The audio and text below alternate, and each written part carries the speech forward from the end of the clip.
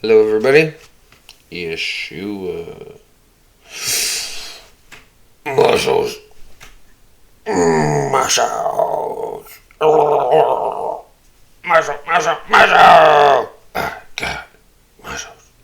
I got 10 muscles. I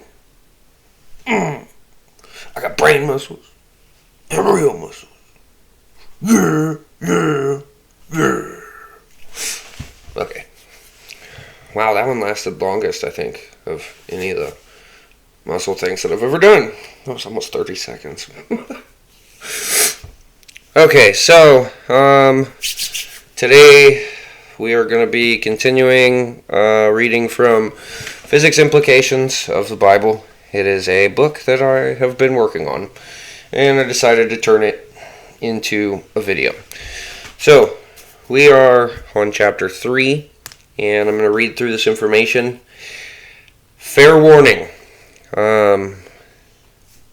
This part of the book deals with flat earth. And no offense to anybody who is a flat earther. I still love you just the same. But this is biblical information that is used by flat earthers that biblically disproves the verses that they use to promote flat earth. So I do apologize, but the information I'm going to present is accurate, and I don't have any bias towards or against flat earth. I want truth, and that's all I care about. So we're going to start here. Psalm 93:1. The Lord reigns. He is clothed with majesty. The Lord is armed with strength. The world also is established. It can't be moved. That's a common translation of Psalm 93:1. Another way to translate this verse in proper Hebrew would be Yod-He-Vav-He is king. He is arrayed and lifted up. Yod-He-Vav-He is arrayed for war. The globe also is set in its course and cannot be moved from its path. The word used for globe is tabel. It denotes a round mass of land, or in other apocryphal writings, a sphere. In some clumsy translations, it describes the tebel as the round world. Strong's definition, H2986.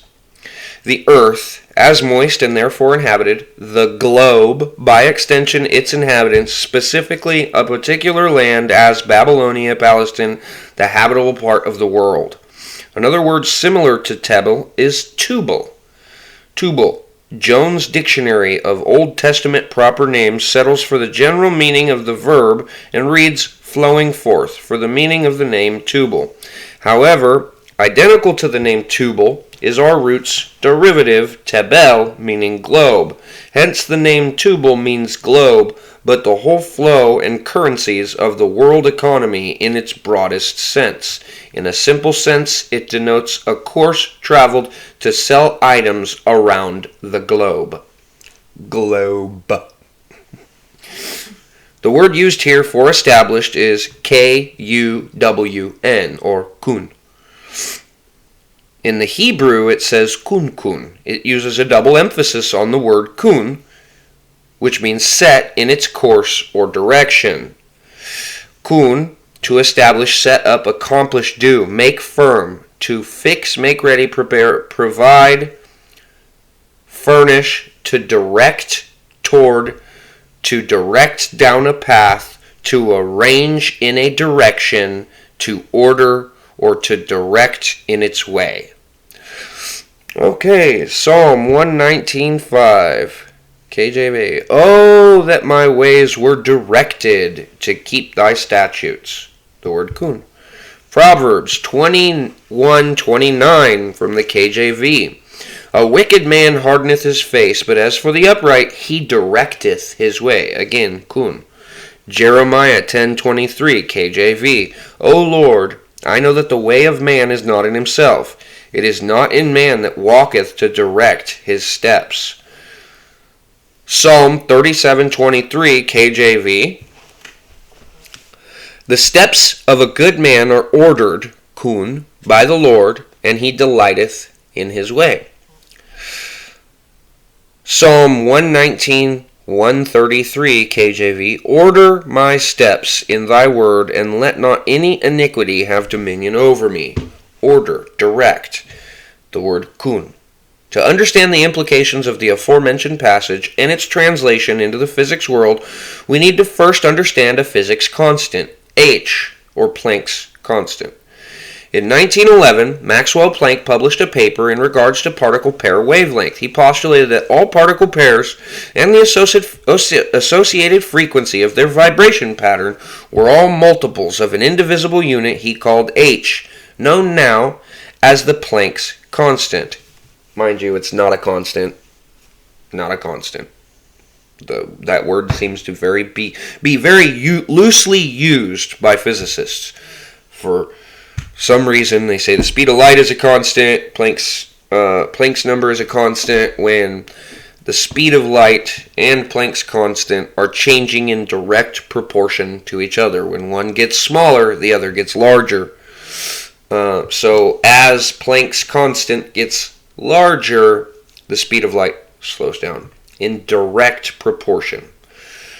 He discovered that if you attempt to divide this unit, it would lose all locality. His math was actually correct. In any case, Maxwell actually describes the way he formulated the math as an accident. He used the equation E equals HF, meaning energy is equal to the value of H multiplied by its frequency. But what we don't understand is at the time, contemporary physics deemed that all units, both large and small, were infinitely large and infinitely small. They could not grasp the fact that our universe is finite, and therefore has a largest size and a smallest size for all units of measurement. And since there was no known smallest unit of measurement, H didn't exist yet. He was basically throwing a wild pass downfield, hoping that there was a receiver to catch it. The reason this is important is because as c, or the velocity of light, slows down, H gets larger in direct proportion. This is due to zero-point energy. I'll explain. When particles are created in all forms of quanta, they are created in pairs of opposite charge. Protons, plus or minus, electrons, plus or minus, right? Equal, right? So, negative electron and a positive proton, etc. This means that when a particle is created, it comes in a pair of both antimatter and matter. They annihilate and produce a photon that continues along the path it is sent. In quantized electromagnetic dynamics, as these particles are produced, a photon collides with the particle pair, giving more energy to the annihilation process. As they interact, they destroy each other, and the photon is emitted with more energy than when it first interacted. This giving of energy helps push the photon along its journey, allowing it to keep traveling without a loss of energy. ZPE is the energy or particle pair creation that fills a vacuum of space. Once it is cooled to absolute zero, negative 273 degrees Celsius. Now remember, light is given energy every time it collides with a particle pair. The more particle pairs that are created means more particle pairs each photon of light must interact with along its journey, therefore slowing it down. Estimated particle pair collisions of each photon of light per second in 1967 were around 10 to the 39th power.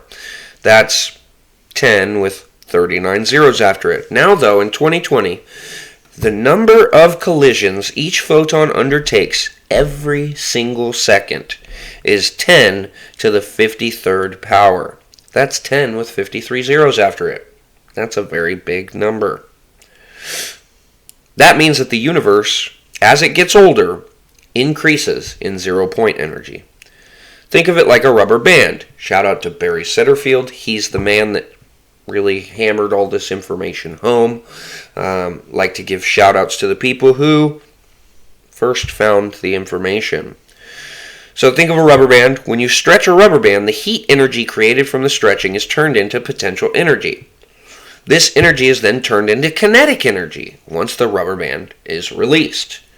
We also know from our previous sessions that space and time can be stretched and dilated, so in a sense the universe is akin to a rubber band. when the heavens were stretched, the heat energy from the stretching process was turned into potential energy. After you let go of the rubber band, it speeds up until it reaches terminal velocity, or maximum kinetic energy. And then it gradually slows until it reaches its energy loss maximum. After God, Yahweh, Yod-Heh-Vav-Heh, began stretching the heavens, the ZPE began to build as kinetic energy. Now, in our time, the ZPE has built enough stored kinetic energy that it is visibly, measurably slowing the speed of light. In Job, we see an analogy of this stretching process. Job 9:8, which alone spreadeth out the heavens and treadeth upon the waves of the sea. Now, let's explain why the globe, Earth, is set in its path, immovable from its course.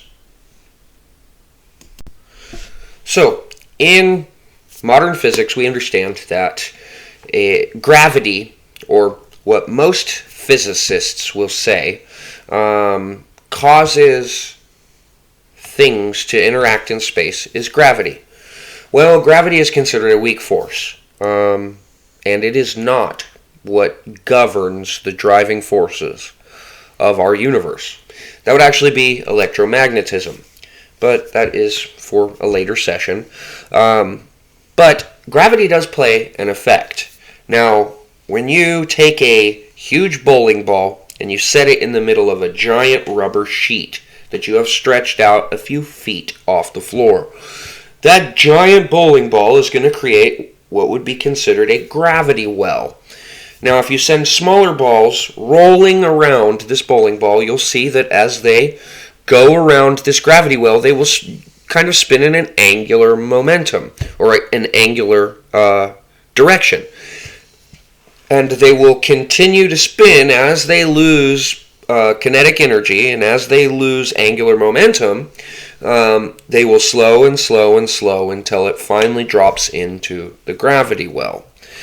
Now, a lot of people don't understand this, but the sun is moving through space, and as we spin around the sun, maybe some of you have seen the illustration, but as we move around the sun, we are essentially trailing behind the sun as it travels. So all of the forces of the sun moving through space, of the earth spinning around the sun, gravity keeping it in its gravity well, all of those additional forces keep the earth in its rotational orbit around the sun. Now, our universe has stored kinetic energy in it in the form of ZPE. This zero-point energy interacts with all electrons, all photons, every bit of matter in the entire universe, and increases the energy output of these things. So all electrons in every single atom gain energy every single time they interact with a virtual particle pair that is created.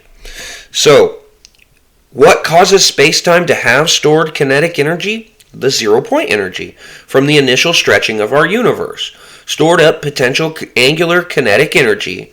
As the heavens continue to move and stretch, the heat energy, or zero-point energy, gains strength. As it gains strength or creates more virtual particle pairs per second, the particle pairs annihilate, and it gives energy to all light and matter around it. Every electron stays its course because it gains energy with every interaction with annihilating particle pairs.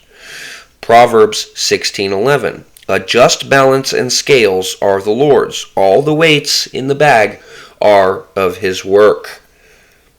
Proverbs 16:11 would be a reference to all the scales, all the weight, the balance of things in our universe, the balance of the change in zero-point energy and the slowing of speed of light.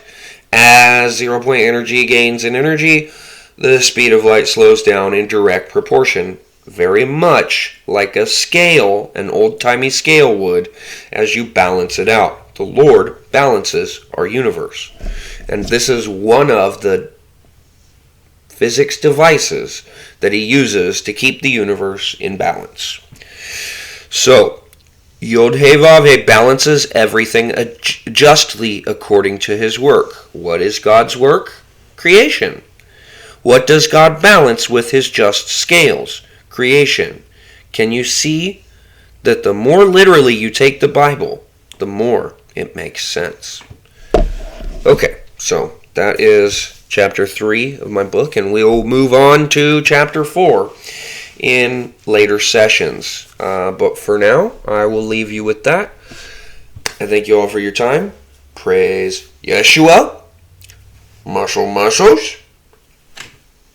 Have a good night.